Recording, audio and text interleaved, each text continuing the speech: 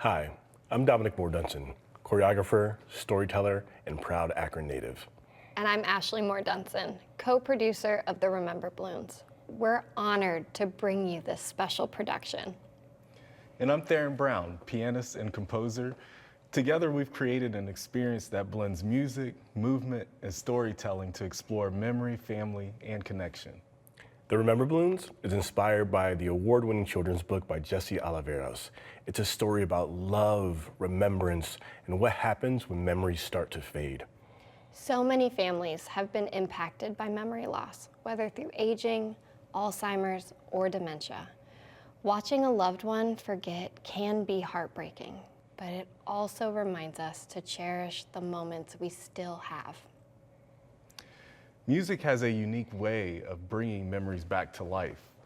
A familiar song, a melody from the past, these can unlock feelings and stories we thought were lost. My compositions for this piece are meant to hold those emotions, kind of like a musical scrapbook of love and remembrance. And through dance, we express what words often can't, the weight of holding on to memories, the fear of losing them, and the beauty of passing them on. This isn't just a performance, it's an invitation to reflect on your own Remember Balloons and to celebrate the people and moments that have shaped your life. We hope this experience moves you, inspires you, and reminds you of the power of memory. Thank you for sharing this journey with us. Now sit back, open your hearts, and enjoy the Remember Balloons.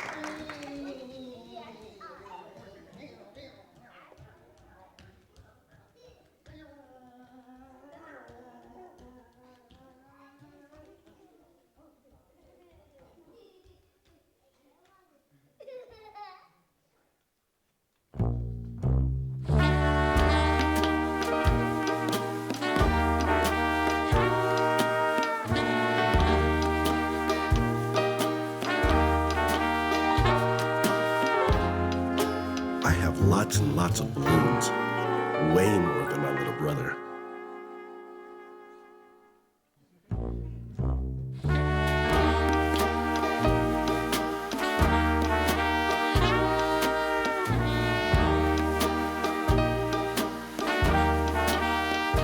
This one's my favorite, I tell him, pointing to the balloons filled with my last birthday party. When I look at it, I can see the pony again. I can still taste the chocolate frosting.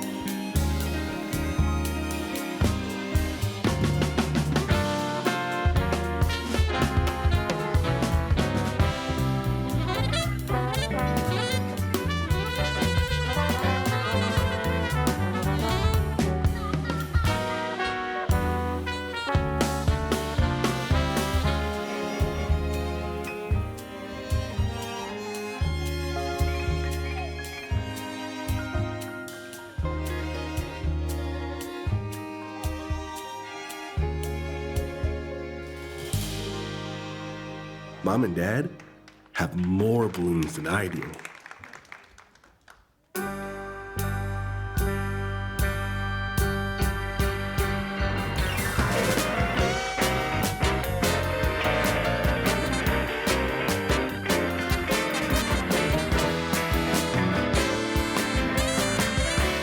Grandpa has lived so long, he has more balloons than all of us together.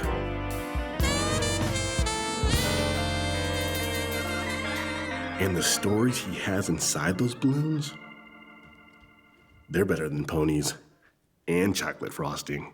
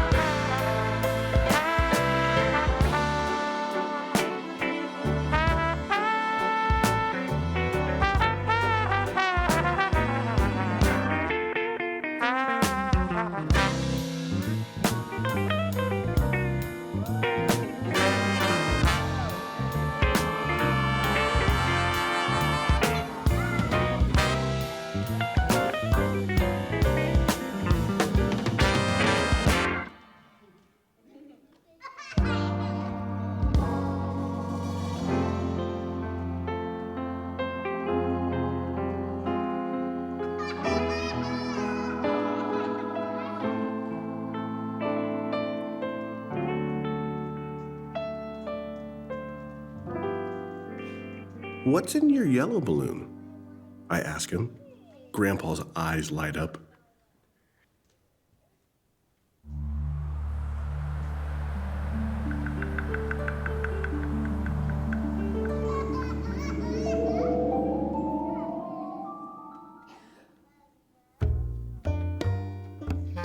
We just come back from picking blackberries along the muddy banks of the creek. Our berry-splattered faces gave Aunt Nell's cow such a fright. She didn't make milk for days.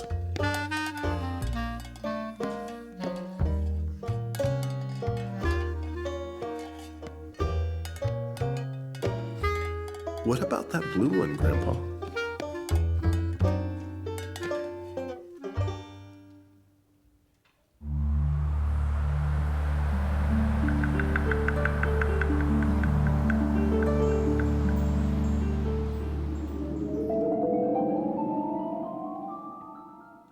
That's the time I lost my favorite dog, Jack. Grandpa chuckles. I found him chasing butterflies next to the schoolhouse.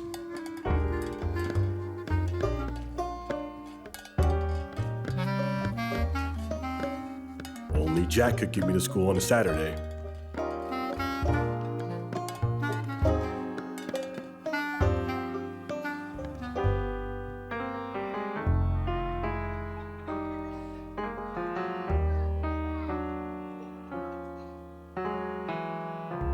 And that one?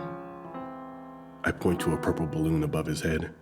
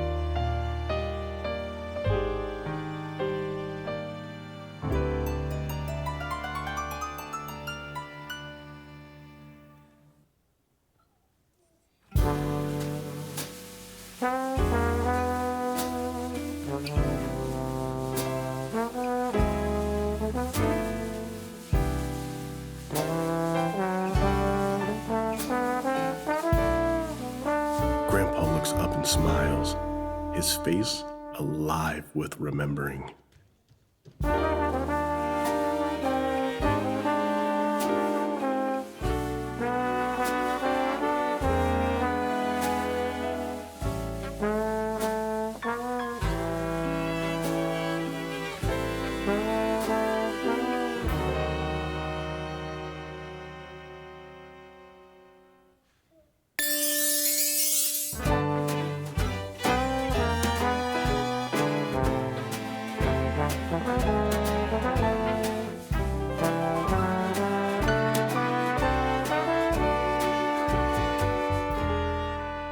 That's the day I married your grandma in the little church on Cedar Lane.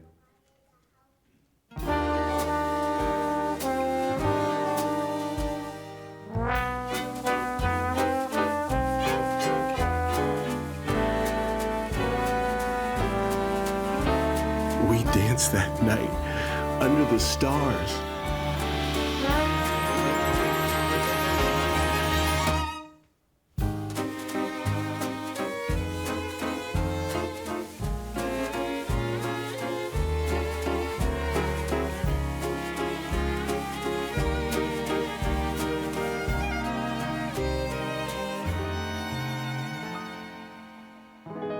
And oh, how I loved her.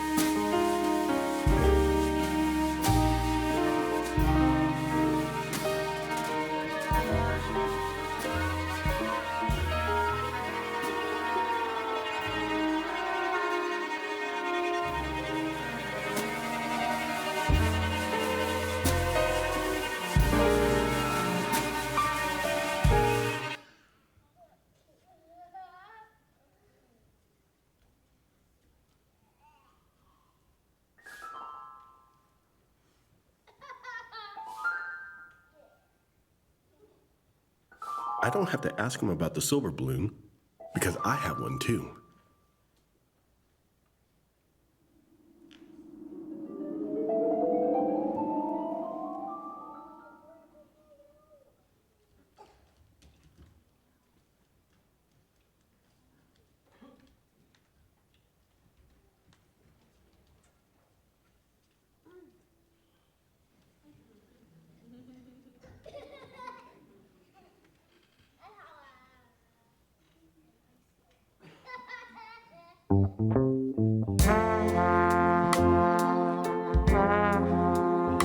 That was the day we stood on the dock till the sun went down, feeling tug after tug on our lines.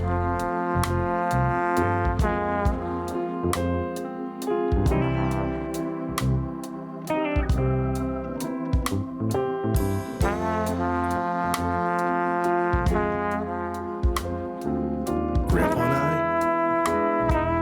I must have caught 1,000 fish.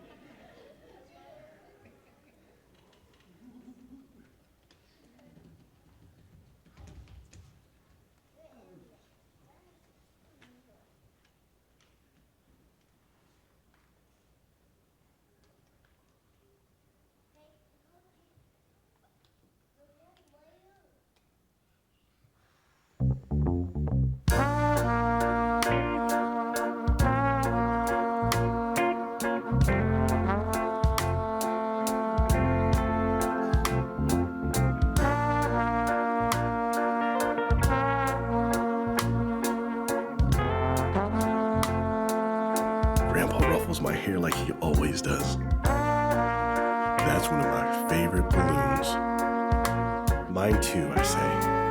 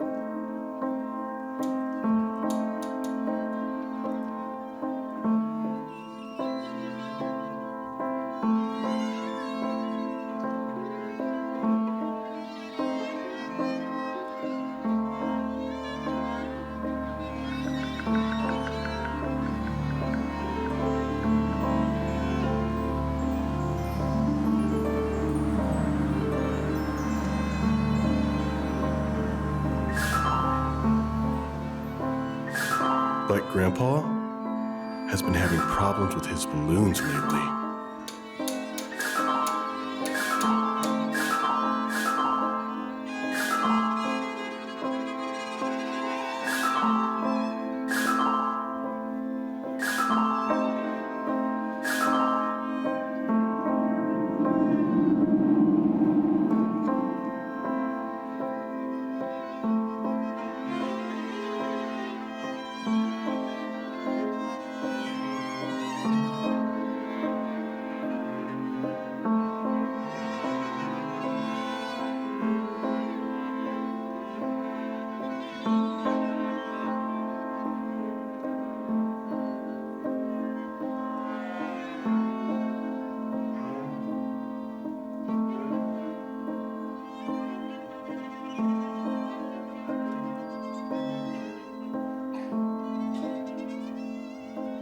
One will get caught in a tree.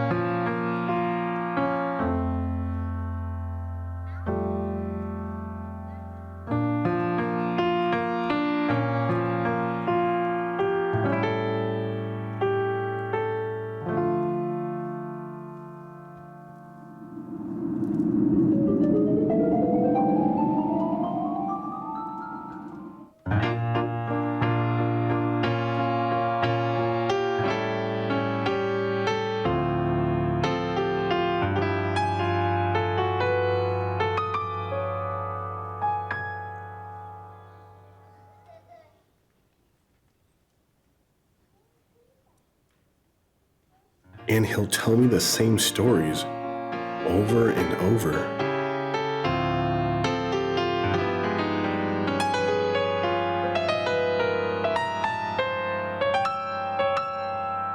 Let me tell you about the Christmas I went to Aunt Nell's farm. Grandpa says, even though he just finished telling me about it.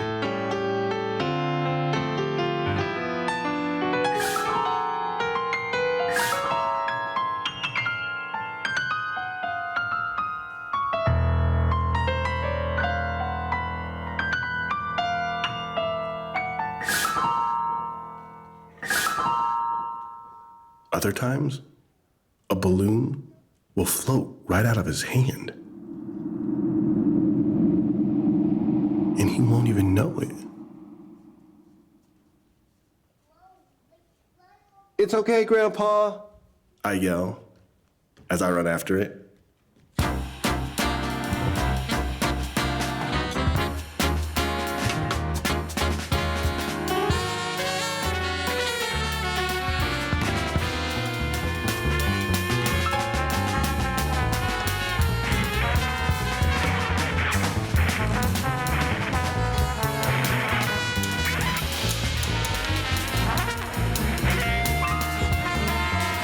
Every time, I almost reach it.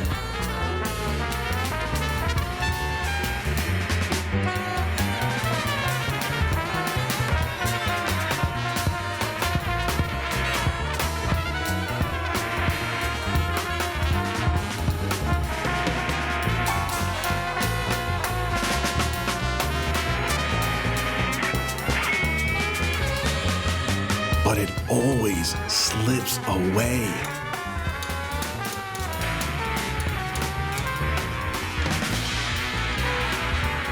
Something's wrong with Grandpa. I tell my parents, he can't hold on to his balloons anymore. Mom looks at me with sad eyes. That happens sometimes when people grow older.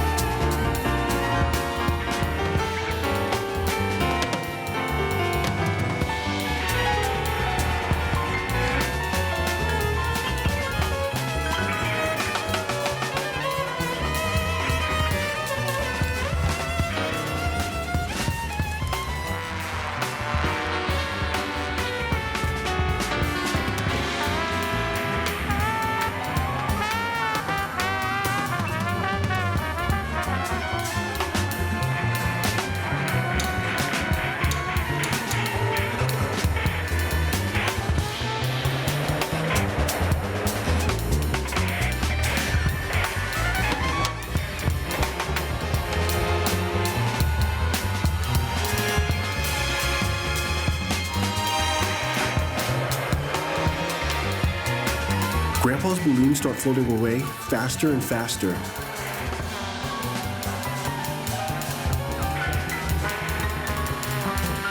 Running down streets and up hills, I watch the balloons grow smaller.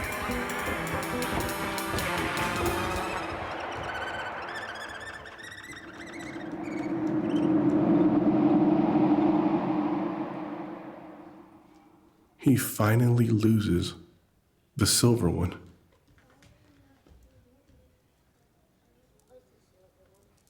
I watch it float away until I can't see it anymore.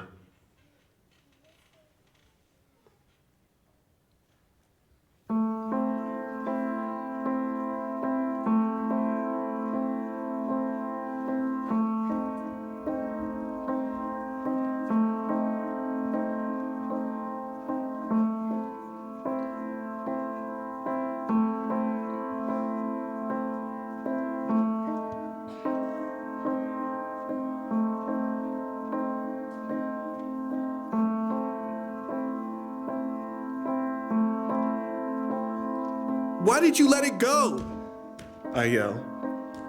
That was our balloon. Then I sit on the sidewalk and cry.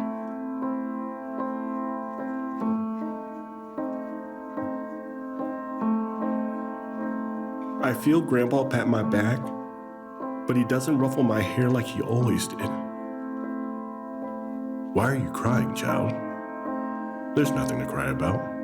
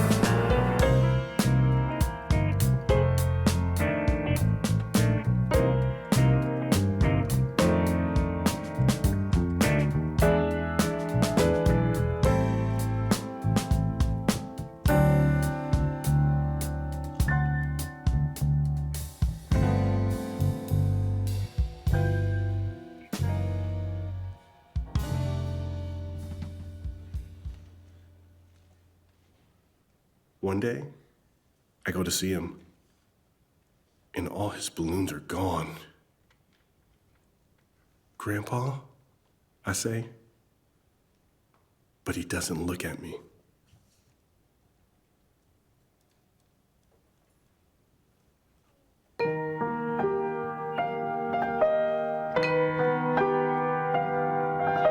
It'll be okay, Dad says. Look up. I have new balloons now. A yellow one, filled with blackberries and a cow. A blue one, filled with Grandpa and his favorite dog. A purple one, filled with a wedding day. See? Mom says. Now they're yours to share.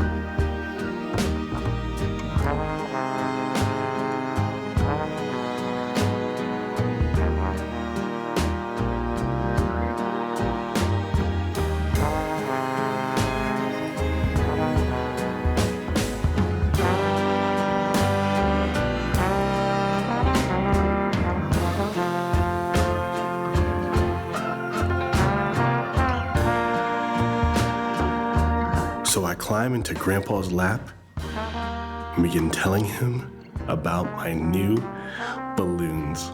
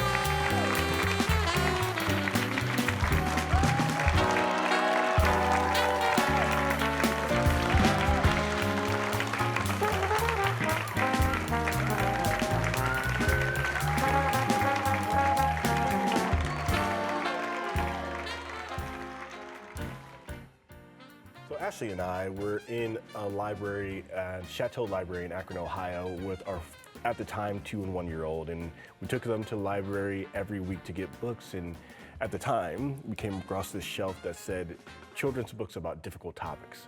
And I got really, really interested really quickly. So I started flipping through all these books, and I pulled out this white book with all these balloons on it. And at first, skeptically, I looked at it and was like, I mean, how hard could this be? And I opened it up, and I was crying in this children's section of this library. And so I handed the book to you, and I said, you have to read this right And now. I was bawling. So we packed up the kids and we went home. And we started having this long conversation about dementia and Alzheimer's. And as a result, that night, I got onto Jessie Oliveros' website and just thanked her for this book and what it meant to our family to read it. And at the very last moment, I was like, P.S., would you ever let me turn this into a stage show? And kind of the rest is history.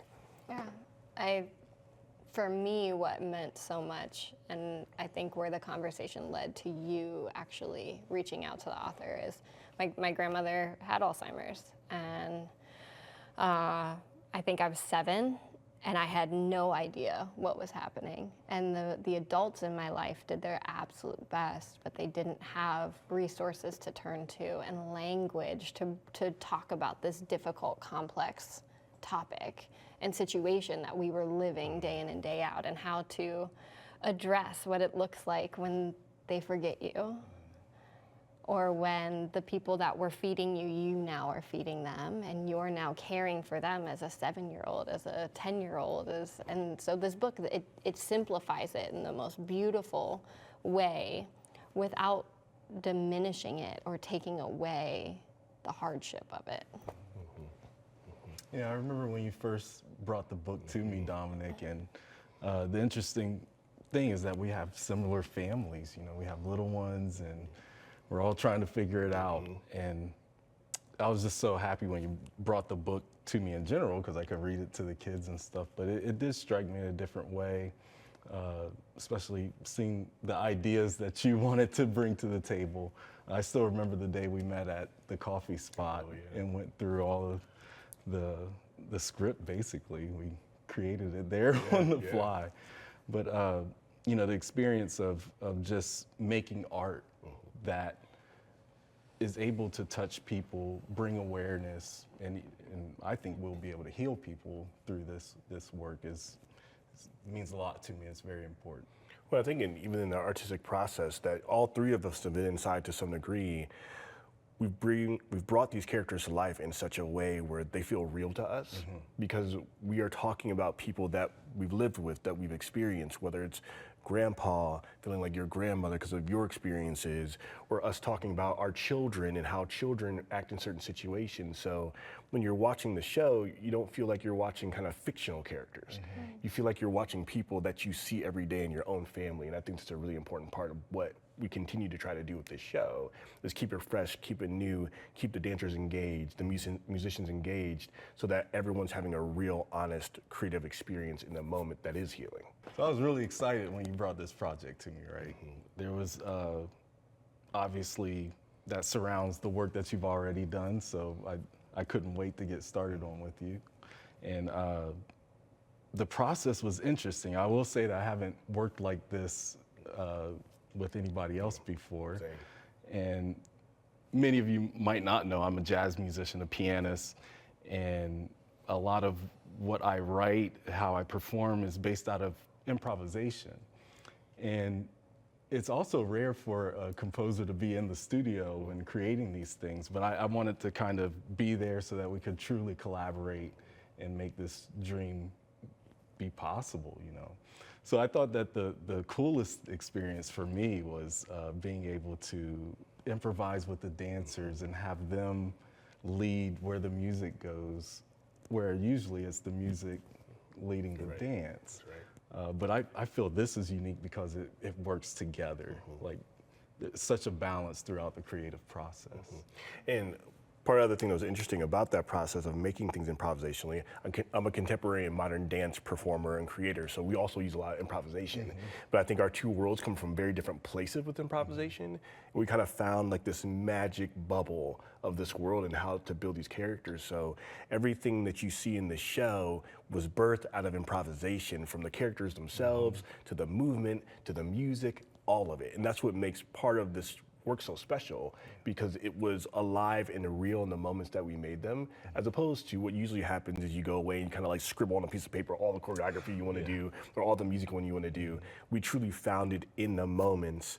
And one of my favorite scenes in the show is you'll see is the fishing scene with James and Grandpa. Yes.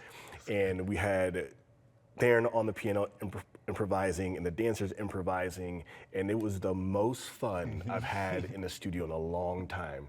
You know, at one point we had one of the dancers throwing the fish around, and you were laughing and they were laughing, and it just felt like this really honest, authentic moment. So now when you see the choreography, that's what shows up, is authenticity inside the work because of what was actually happening in the studio. That's right.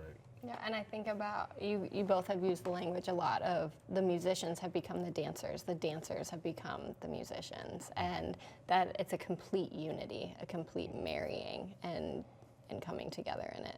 It can't be separated. Right. In the creation of the show, we've had the opportunity to travel all around the country. Yeah. And we had the opportunity to bring our kids some of those times. So for our children, the show, and for our own family, the show has opened up our children's world. And we've had the ability for them to experience and to create their own Remember Balloons through this whole process. So that's been huge, even in our own little family, of watching that. That's very true. And I love, I'm so glad you reminded me of that, just watching them experience Chicago and Baton Rouge and all these places, and being in the studio with the dancers and Theron, and even your son came with us a couple times. Iowa is still his favorite place in the world. But there is something about being parents and doing this, right? There's something about creating this work that's about a multi-generational family and our kids being around in the process, right? Like, as usual, like serious artists, right? Like, we don't bring kids into the studio because we're doing serious stuff. But I think one of the ways it's impacted me most is by our families being a part of this process by their mere presence, and has really shown me the importance of kind of not like as artists doing our thing in a dark room somewhere where we, exercise our genius and then we bring it out to the world, but letting all parts of our life be in the studio and be a part of that process. Children bring joy. So there's a lot of joy in the show because T was around and Maverick was around and Naomi was around. And I think that's a part I wasn't expecting. It's an unexpected outcome of this show, is them being a part of the process in a way I wasn't seeing. And I think it's kind of impacted how I look at making things forever. Yeah, you're absolutely right. And he still talks about those experiences. And also I've noticed that when he comes with me to other, theaters that we're going to, he knows where he's going. He knows what to do, and he's telling his mom, like, "Oh no, we do this during this time," and so he's a professional now, which is awesome. That's right. This show has definitely impacted our family in a positive way, just allowing even them to see how we create and why we create. It's been really nice to share those deep conversations about that. I think personally too, working with you as a collaborator has completely impacted how I make work, right? Like, I was so used to being in the studio, making my choreography, putting it in an email and sending it to a composer, and then waiting for like 4 to 6 weeks and that music just coming back in an email and me be like, all right, let me see if it works. But being together in the studio and then outside the studio and becoming greater friends, and so as like we got more connected, our artwork got more connected.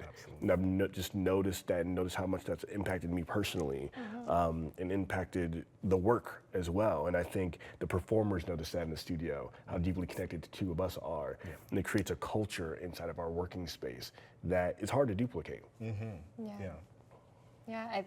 I love the importance that was placed on reflection and actually just navigating tough conversations, even though this is a tough conversation in and of itself, but just within the process, within everything, it's, at least for us, it's navigated into other areas in our life of like, okay, what are the questions that we're asking around this? How do we ask more questions? Sometimes there isn't an answer that we can actually put our finger on, but we're willing to go deeper in question.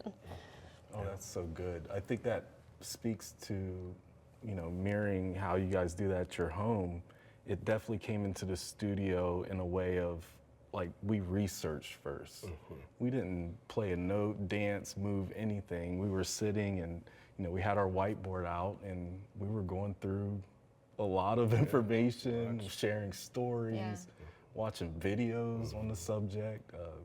So it really comes from a place of care with respect. That's right.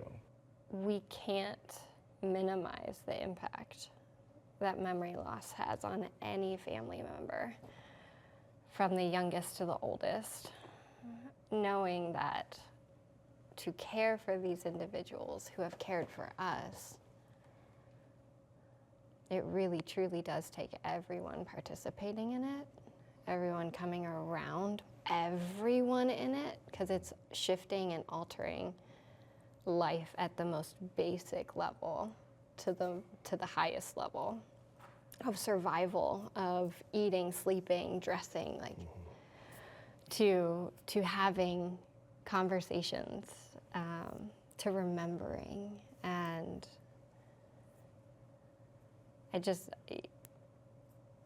this is the sixth leading cause of death in America. It's affected by more than 6 million individuals have it. So how many more are impacted by it? How many families are out there that are struggling, that are trying to figure out how to do this?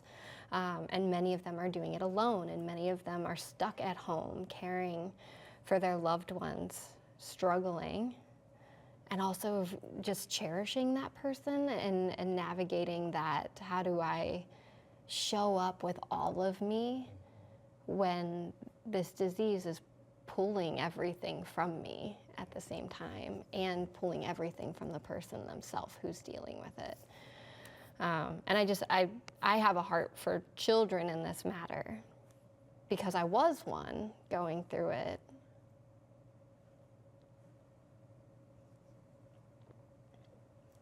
But I have no clue what my parents were going through either. So I love this show because of what it does and how it reveals with dignity every single